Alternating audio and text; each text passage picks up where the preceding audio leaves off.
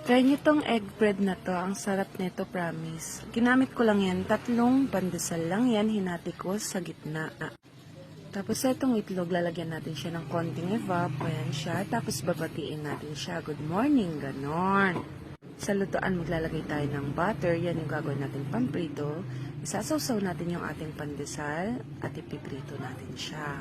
Ganun lang kadali yun. May masarap ka ng breakfast o merienda. Di ba napakadali lang nito? Ulit-ulitin mo lang hanggang maubos yung 6 na pandesal o kung ilan yung gusto nyong pandesal, syempre.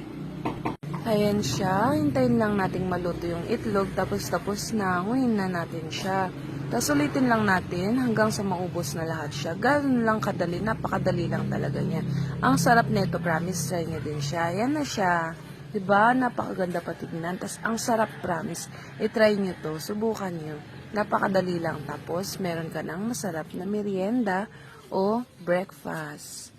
Kung wala kayong pandesal sa bahay nyo, pwede din naman to sa loaf bread. Promise, subukan nyo to. Kaya tara, dali. Tara!